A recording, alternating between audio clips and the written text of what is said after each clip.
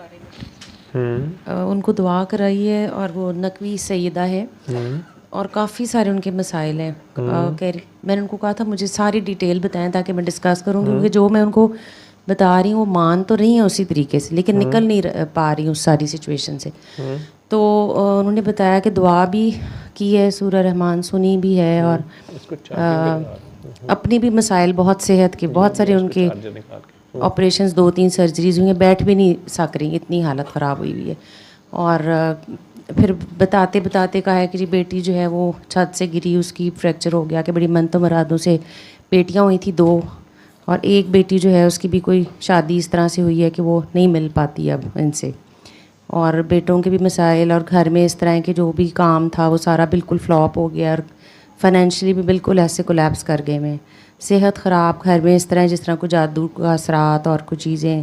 اس طرح کی بھی ان کو فیل ہوتی ہیں. پھر بات کرتے کرتے نا کہتی مجھے بھی یاد آ رہا ہے، آپ کو ریکارڈنگ سینڈ کی ہے جب، تو کہ جو ان کے دادا تھے وہ کہتے ہیں جو انہوں نے گھر کو خریدا تھا 4 کنال کا 5 کنال کا، تو وہاں پہ کوئی بزرگ تھے جو چلا کرتے تھے، اور وہ پھر جب انہوں نے لیا تو وہ ناراض ہو کے گئے ان سے. اور پھر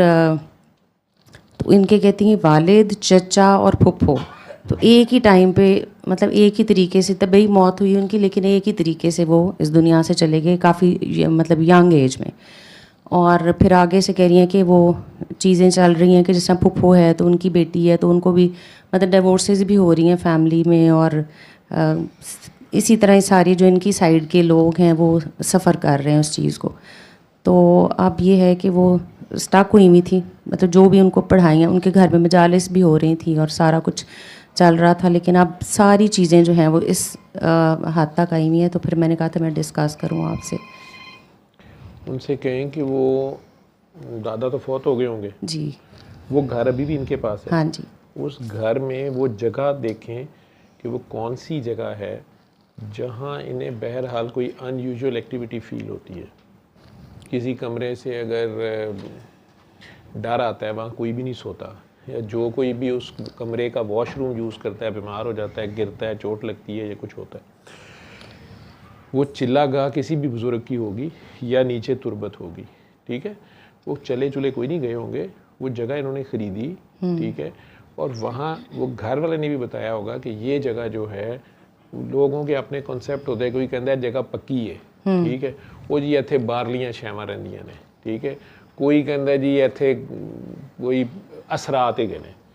جوہر ٹاؤن میں آدھے سے زیادہ یہی بات مشہور ہے کہ یہاں پہ انڈیا پاکستان سے پہلے ہندوؤں کی کوئی بستی تھی، اور ان کا جی یہاں شمشان گھاٹ تھا، تو اس لیے لوگوں کے گھروں میں بڑے مسئلے ہیں. میں ہر ایک کو یہی کہتا ہوں کہ نہیں، آپ کے گھر میں اگر یہ بات ہے تو آپ پھر یہ دیکھیں کہ آپ اس جگہ کو یا اس کونے کو ایک کو صاف کر دیں، اور وہاں لائٹ جلا دیا کریں رات کو، ٹھیک ہے. جائے نماز بچھا لیں، اس جگہ کو آپ صرف نماز کے لیے مختص کر دیں. اور اگر وہاں واش روم وغیرہ ہے تو وہ بند کر دیں، وہ کسی اور جگہ سوئچ کر لیں، ٹھیک ہے. مجھے تو ابھی تک 99% سے زیادہ، اور لوگ لاکھوں روپے دے چکے ہوتے ہیں یا گھر بیچ چکے ہوتے ہیں،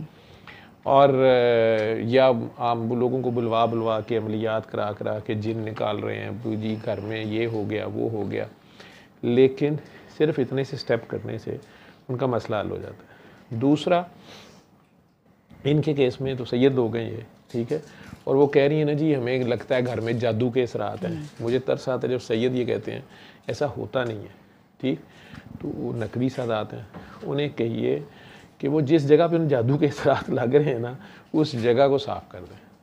اس جگہ کو صاف کر دیں. وہاں کوئی منتے مرادیں نہیں ماننی، وہاں کوئی نہیں، اس جگہ کو وہ کسی کی چلا گاہ ہے. یوں سمجھ لیں کہ اللہ کے کسی عاشق نے وہاں بیٹھ کے اگر اللہ کا ذکر کیا ہے، اس طریقے سے کیا ہے کہ وہاں تجلی پڑی ہے، ٹھیک ہے، تو وہ جگہ اب جو ہے وہ متبرک جگہ ہے، ایسے سمجھ لیں. نہ وہاں شرک ہوگا، اور نہ وہاں سے آپ کوئی بھی غلط حرکت کریں گے، وہ نہیں دیکھی، وہ مجبوری ہو جائے گی. اس کو مزید مثال اس کو ایسے سمجھ لیں کہ جو سامری جادوگر تھا، ٹھیک ہے، اس نے ٹرک کیا کیا تھا. جب حضرت موسیٰ علیہ السلام واپس آئے ہیں اور ساری کی ساری قوم اس کے پیچھے لگ گئی ہوئی تھی، اور وہ جو اس نے بچڑا بنا کے رکھا ہوا تھا اس میں سے آوازیں بھی آتی تھیں اور لوگوں کے کام بھی ہو رہے تھے. اصل چیز تھی اس کے کام ہو رہے تھے لوگوں کے، ٹھیک ہے. موسیٰ علیہ السلام نے آگے جب اس کو پھینٹی لگائی تو اس نے مان لیا, اس نے کہا کہ ایک دن ایک بندہ آپ کو ملنے آیا تھا, اس کے پاس ایک گھوڑا تھا, وہ گھوڑے پہ بیٹھا ہوا, تو میں نے ان یوزول چیزیں فیل کی آپ کے بیہیویئر میں یا اس سے گفتگو میں, تو میں نے اندازہ لگا لیا کہ یہ جبرائیل ہے. میں نے اندازہ لگایا کہ یہ انسانی شکل میں ایک مہمان کے طور پہ یہ جو بندہ ہے یہ جبرائیل ہے, اور یہ گھوڑا شوڑا جو نظر آ رہا ہے یہ سب جو ہے نا یہ بیسیکلی ڈیوائن آپ کو میسج آیا ہے. اور آپ بیسیکلی جو ہی وہ گیا تو وہ جس جگہ وہ گھوڑا اس کے اوپر بیٹھا وہ آپ سے بات کر رہا تھا, میں نے اس جگہ کی وہ گھوڑے کے سموں کی مٹی لے لی, وہ مٹی صرف میں نے اس بچڑے میں ڈالی ہوئی, ٹھیک ہے. تو اب وہ اس پاک چیز کا امپیکٹ تھا, ٹھیک ہے. ایک اور بڑی مشہور بات ہے شاید کہ کوئی شخص تھا, وہ شاید امام رضا کے دور کی بات ہے, میں مکس نہ کر دوں, امام رضا ہی ہیں شاید, بہت پہلے میں نے کہیں پڑھا ہے کہ اسی طرح کی مثال ہے کہ انہیں کسی نے آگے کہا کہ جی وہ فلاں جگہ پہ ایک بندہ ہے اور وہ لوگ اس کو پکڑ کے لے جاتے ہیں, وہ جو دعا کرتا ہے وہ ہوتی ہے, بارش ہو جاتی ہے, لیکن اس کی حرکتیں ساری کی ساری جو ہیں وہ کوئی اینٹی شریعت ہیں یا نان مسلم ہے یا کچھ ایسے, پکارتا وہ پتہ نہیں شیطان کو ہے یا وہ اس طرح کی بات تھی. ایگزیکٹ واقعہ مجھے بھول گیا ہوا ہے. تو انہوں نے ہنس کے کہا کہ اس مرتبہ جب وہ دعا کر رہا ہوگا نا تو اس کو پکڑ لینا, اور اس کے ہاتھ میں یا جو چیز اس نے پکڑی ہوتی ہے اس میں موسٹ لائکلی کوئی ہڈی ہے یا کوئی چیز ہے, وہ اس سے لے لینا, یا وہ پتہ کرو کہ کیا ہے. تو شاید اس کے پاس ہڈی نکل آئی تھی اور وہ اس نے کسی اللہ کے بندے کی تربت میں سے اٹھائی ہوئی تھی, ٹھیک ہے. اب جو اللہ کا بندہ ہوتا ہے اس کی بہرحال اللہ نے جو بھی اس کو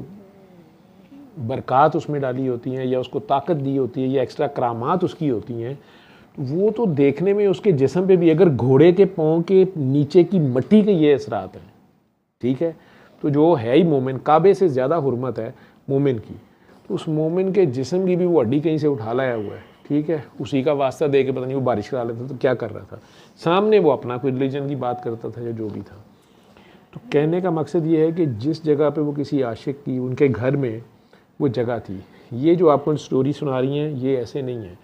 وہ ان کے دادا حضور نے میرا خیال ہے کہا کہ کوئی چکر نہیں ہے, یہ کمرہ شمرہ کوئی نہیں ہے, اللہ والا میں نہیں مانتا کسی چیز کو, ادھر بناؤ باتھ روم بنا دو, ادھر یہ بنا دو, ادھر وہ بنا دو, وہ چیز وہ ہوئی ہوئی ہے, ٹھیک ہے. تو اس جگہ کو وہ صاف کر دیں, جمعرات کے جمعرات چراغ جلا دیا کریں وہاں پہ, ٹھیک ہے, اور کچھ بانٹ دیا کریں اللہ کے نام پہ, پنجتن پاک کے نام پہ کچھ بانٹ دیا کریں, انی جی گل کر لیں تو ان کے باقی جو پیچھے کام خراب ہوا وہ ہو گیا, آگے حالات ٹھیک ہو جائیں. اور بابا اگر وہی گھر نہ ہو ان کے پاس ابھی